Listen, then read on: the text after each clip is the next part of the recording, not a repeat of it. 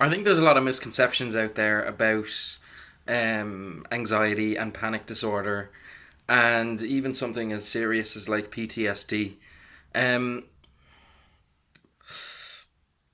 I never was actually self conscious about my anxiety when I was a teenager, when I first started developing, when I was like 14, 15. Um, it was only as the years went by that situations that may have been normal for other people were really stressful for me. And like for years, haven't been able to handle stress well. It's almost like built up in my head, and it sometimes gets like over me or like above me. And like as a result, I've noticed weird things that I do. Almost like a kind of nervous tremor. And today's kind of like a bad day, kind of anxiety wise. But this tremor kind of never goes away. Um, Even if I get into a really stressful situation, I notice that my head ticks, like my head moves in like a jerking weird kind of fashion. Like it's odd to look at, and I've had people come up to me and ask me, am I on drugs or am I on any sort of substance in a nightclub? And like that's it kind of freaks me out to think that that's how like I'm perceived, like this kind of nervous tremor, which I've had for um 4 or 5 years now. And it gets really bad if I'm in a panic sort of state. Um, and it's weird to think that other people think that they would ask me, "Am I on drugs?" Maybe that's a natural kind of it's a natural question, but it freaks me out to think that am I walking around like this all the time? Like, do people notice when my hands are like shaking? Do they think I'm ultra nervous? Even though I might not be, to them it might come off that I am nervous. Another thing is I wrote about this and I really don't. I've tried to explain panic or a panic attack to people, and I've always kind of said that it was kind of like um, if someone is being attacked by like a bear or a tiger, that level, that fear response that that person has as they're facing this bear or tiger, whatever, that's the same level of panic that somebody might experience twice, three, 4 times a day, sometimes more depending on the day, of kind of like good days and bad days. But like really, and I hate to use this word because it's so overused, but like really, anything can kind of trigger panic and anxiety. Um, for me, it's like stomach issues. It's a lot of like fear of being sick, fear of nausea, um, fear of illness, pretty much. And if I get the slightest hint that there's something wrong here in my stomach, like I will panic. I'll notice my breathing gets a lot quicker. I'll notice my hands start shaking. I'll notice that I'm ultra focused on my stomach and any issues surrounding my stomach.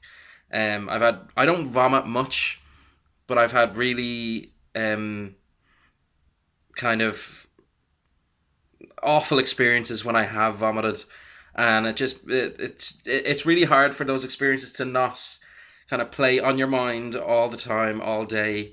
Your brain is like constantly repeating the situation, and you're remembering how it happened, like play by play, and it's a tough one to try and escape. But a lot of people don't get that particular like phobia or anxiety, where vomiting is just seen as normal and natural to a lot of people.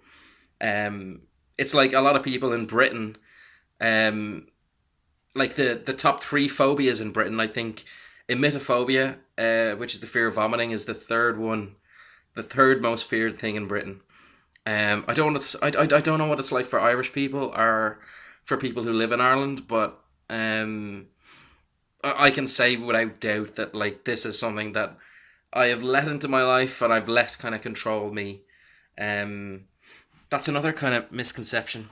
Um, that like to panic over vomiting and getting sick is like stupid, and it is irrational. But in your brain, it really makes sense. You've really rationalized it in your own brain. These videos are unedited, by the way. This is I've just started off the channel, and I'm just ad libbing everything. I'm just speaking, not editing. I'm letting any kind of awkwardness just flow.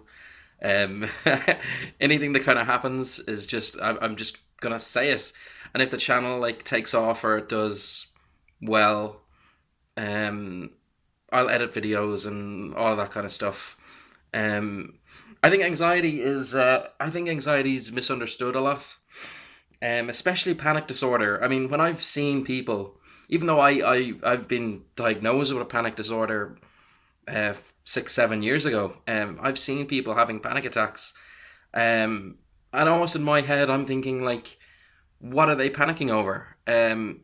What's there to be frightened of? Like, we're we're in a classroom, like we're like in the cinema, we're at a restaurant, and I've seen people panicking out in public, and um, to me, just while I'm observing it, it seems kind of ridiculous or kind of stupid. But these are not stupid people. These are not ridiculous people.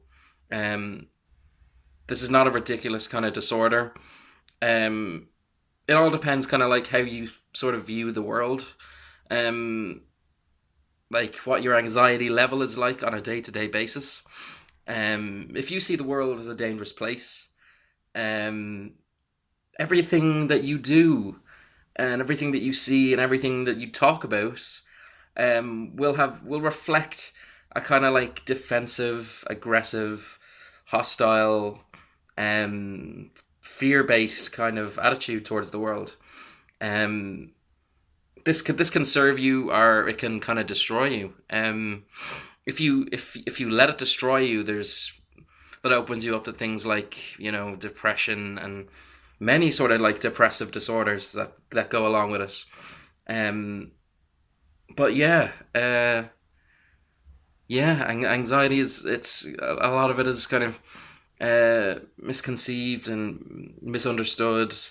Um, a lot of people fear like they're going crazy when they have a panic attack. Let me put it to you this way: if you were going crazy, if you were having a panic attack, and you think that you're going crazy, you're not. You're not going crazy.